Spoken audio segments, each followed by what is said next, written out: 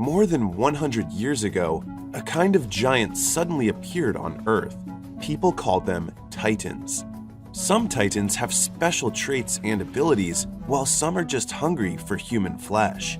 The Titans devoured most of humanity and decimated civilization. In order to protect themselves, the survivors built 3 massive concentric walls. In the busy town of Monzon, a young man named Armin hears from his father that his friend, Aaron, got fired from his job again. Armin is a genius young man who can make devices out of scraps. He tells his parents that he will go see Aaron. On the way, Armin picks up Mikasa, another friend of his and Aaron's. Together, they go to the hill where the 3 of them usually hang out.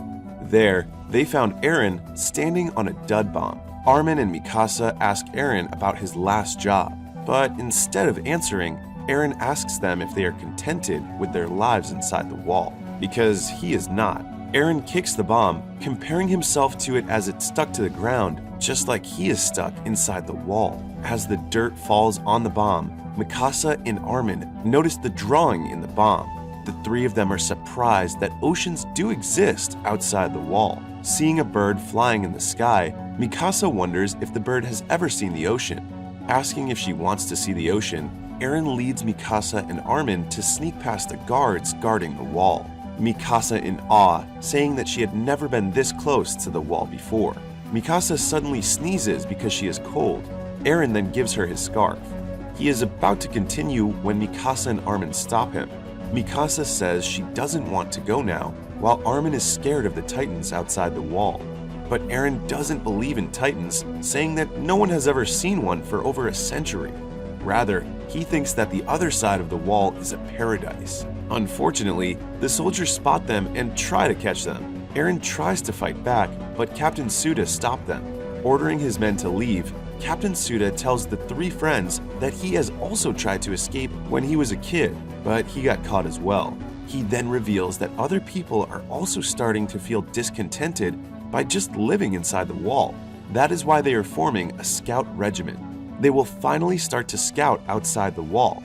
Captain Suda promises that once they find a new land, they can finally live freely. All of a sudden, the ground starts to rumble. Aaron notices that the wall is shaking and the force is coming outside. To their surprise, a colossal titan appears.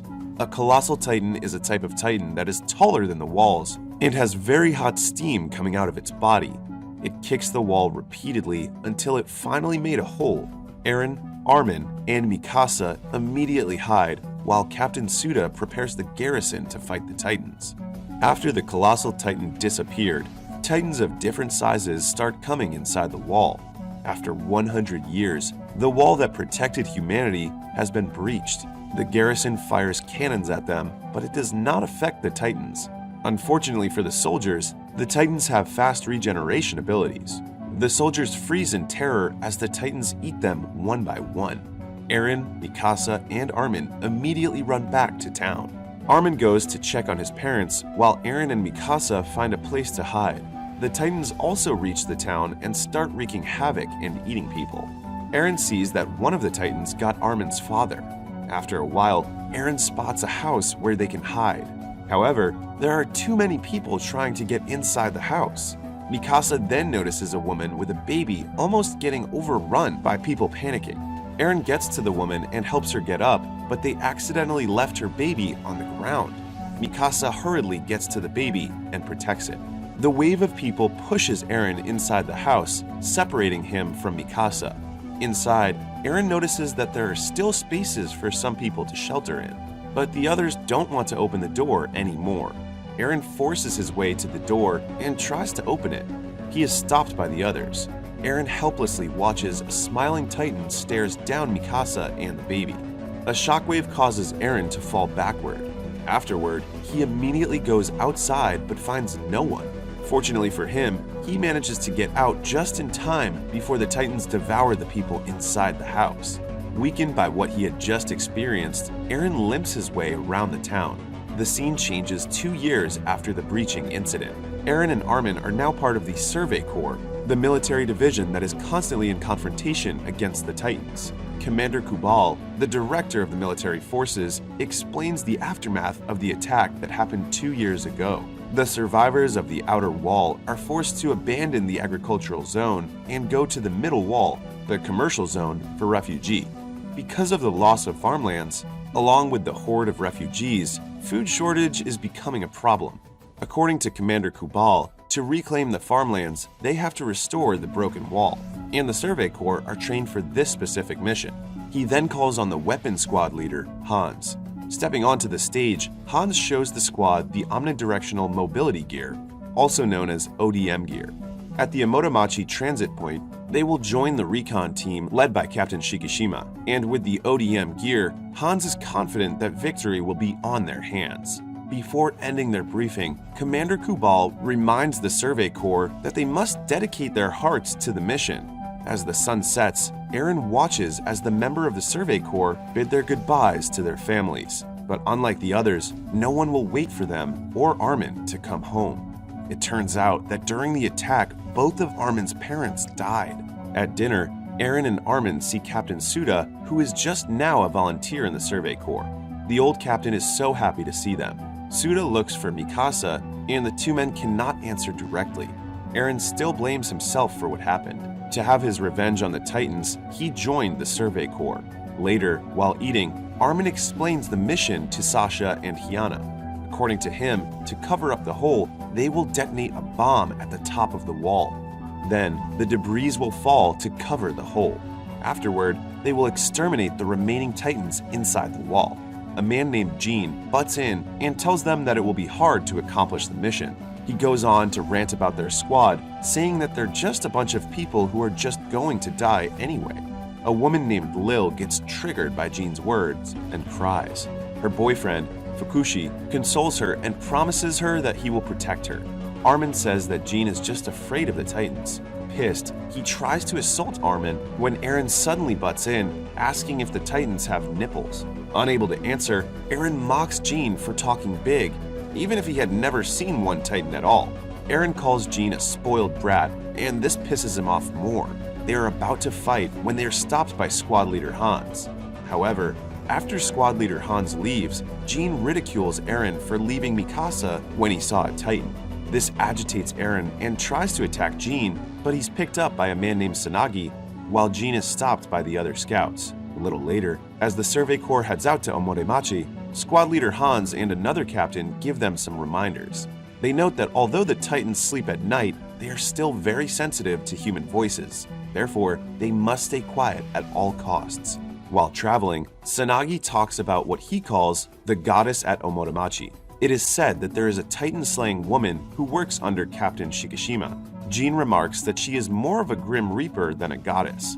After some time, the scouts stop for a while to check the premises. While scouting, Sasha's stomach growls and Armin gives her potatoes. On the other hand, Hyanna hears a voice of a baby from the distance. She goes to check it alone. Eren follows her, and they search the building together. Hearing a baby crying, they search further, and to their horror, they find the baby Titan. Eren drags Hyanna out of the building as the baby Titan throws a tantrum. The baby Titan's cry alerted the other Titans in the area. Other scouts start to panic and make noise. The captain tells them to calm down, not knowing that a Titan is already behind him. The Titan then suddenly grabs the captain. At the same time, Eren and Hyanna are running back to the group because they are being chased by a Titan. Commander Kubal orders them to move out, leaving the scouts behind. Squad leader Hans orders them to use the ODM gear to meet them on the tall buildings. While running for their lives, Armin trips down. A Titan is fast approaching when Sanagi grabs the Titan's arm and throws it around. Meanwhile, the famous Captain Shikishima and the Titan-slaying woman get ready for battle. Going back to the scouts, they are nearing Omotomachi when they are cornered by the Titans. Eren then recalls their class with squad leader Hans on how to take down a Titan. Contrary to the belief that they are immortal, there is actually a way to kill them, and that is if they manage to severely damage the nape of a Titan using an ODM gear. Then, Captain Shikishimi appears and kills the Titan in front of them. Another Titan appears, but it is easily killed by the goddess of Omotomachi, Mikasa. Eren and Armin are surprised to see her alive. But Mikasa didn't bother to look at them and immediately leaves with Captain Shikishima. The scene changes to the scouts settling in a building where they treat the wounded and attend to the fallen soldiers. At the other part of the building, Commander Kubal commends Captain Shikishima for guarding the explosives well, but Captain Shikishima states that never saw the explosives. The commander then reveals to him and squad leader Hans that the explosives are hidden in the secret bunker because of a rumor of insurgency. Afterward, the scout begins loading the explosives onto the trucks. Meanwhile, Eren and Jean fight again. Jean blames Eren for messing up their mission. Eren calls him a spoiled brat once again. This time, the two men brawl without anyone who can stop them. Eren finishes their fight by giving Jean a knee to his face after he caught Eren's kick, but he's immediately taken down by Mikasa. Armin asks what had happened to her, but Mikasa didn't answer. Captain Shikishima then arrives and commends Eren's kick. Asking Eren's name, Captain Shikishima knew that he was from Monzen. He orders Eren to follow him and they talk somewhere private. The two talk about Eren's parents and Mikasa. Eren shares that his parents died when he was still young. When Eren asks about Mikasa, Captain Shikishima tells him that he taught Mikasa how to be a Titan killing machine. Eren is also eager to learn how to kill Titans. Captain Shikishima asks what is Eren's motivation. Eren hates the Titans because they are the reason why they don't have freedom. However, the captain just laughs it off and tells Eren that the Titans are not their true enemies. Meanwhile, Armin shows Sasha the device he made. He goes on to continue that people used to have different machines before, but right now, it's forbidden. When Sasha drops her potato, that is when they notice that Commander Kubal is in front of them. As they give their respect to their chief in command, Commander Kubal asks what Armin learned in school about what technological advancements led to. Armin answers that it causes more harm than good to humanity and the environment. Satisfied with Armin's answer, Commander Kubal leaves, stomping on Sasha's potato on its way out. On the other part of the building, Suda treats Jean's broken jaw. Sanagi asks why Jean hates Eren. Jean says that he's annoyed at Eren's face as he always looks like he's carrying the world's burden by himself. Sanagi tells Jean that Eren lost his girlfriend, which Jean made fun of last time. When Suda reveals that it is Mikasa that Eren lost, the eyes of the two men widen. Speaking of which, Eren approaches Mikasa while she is playing piano. Eren tells Mikasa that he is glad to see her, but she is still as stoic as a rock. Mikasa remembers the day of the attack 2 years ago. She and the baby were eaten that day. Mikasa lifts her shirt and shows Eren a huge bite mark on the side of her body.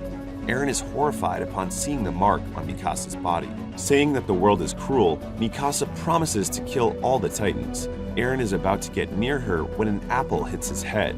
Picking up the apple, Captain Shikishima turns out to be there. He then gives Mikasa the apple he is eating. Seeing how close and intimate they are, Eren leaves. Outside, Eren screams his lungs out when he's stopped by Hiyana. Reminding them that he might call the Titans again, Eren shuts his mouth. Hiyana drags him back into the building. Inside, she asks Eren what happened to him and Mikasa, but Eren says it doesn't matter anymore. Nearby, they see Lil and Fukushi making out. Eren suddenly remembered that Hiyana has a little daughter. Hiyana reveals that she volunteered to be part of the Survey Corps so she can have child support for her daughter. She then starts undressing and puts Eren's hand on her breast. Eren is startled as Hiyana starts to lean in for a kiss. Hiyana, who turns out to have a crush on Eren, asks him to be the father of her daughter. Unfortunately, they didn't even hit the first base as a Titan grabs Hiyana by her foot. Eren watches as the Titan swallows Hiyana whole. As it turns out, the scouts are already surrounded by Titans. They immediately put their ODM gear on while running away. Mikasa and Captain Shikishima quickly engage in battle. On the ground, Sanagi uses an axe to cut the heels of the Titans. The others also try to fight, but the Titans easily kill and eat them off. Commander Kubal, on the other hand, prioritizes his evacuation and the protection of the explosives. Going back to the battlefield, Lil begs Suda to treat her boyfriend, but he's already dead. Armin and Sasha also prepare to fight. Meanwhile, squad leader Han notices that someone is stealing the truck full of explosives. It is someone from the insurgency. Lil quickly starts a fire at the back of the truck and fights off the rebel. Kicking the rebel out of the driver's seat, Lil crashes the truck into a Titan. Unfortunately, it is the last batch of explosives they have. Lil also didn't manage to kill even a single Titan. Eren watches as the Titans eat the other scouts. He then hears Jean behind him. Seeing how the Titans can easily wipe them out, Jean convinces Eren to escape. Remembering Captain Shikishima's words, Eren flies using the ODM gear, not wanting to be a coward like Jean. Captain Shikishima encourages him to fly straight to the Titans. With the captain's guidance, Eren manages to kill one Titan, but to his excitement, he didn't notice that he is flying straight to the mouth of another Titan. It catches Eren's legs and swings him away. Captain Shikishima just leaves her after seeing Eren fail. Going back to Jean, he is now being cornered on the rooftop. Tsunagi sees him and alerts the others of Jean's situation. Luckily, Armin has a plan that will allow them to save him.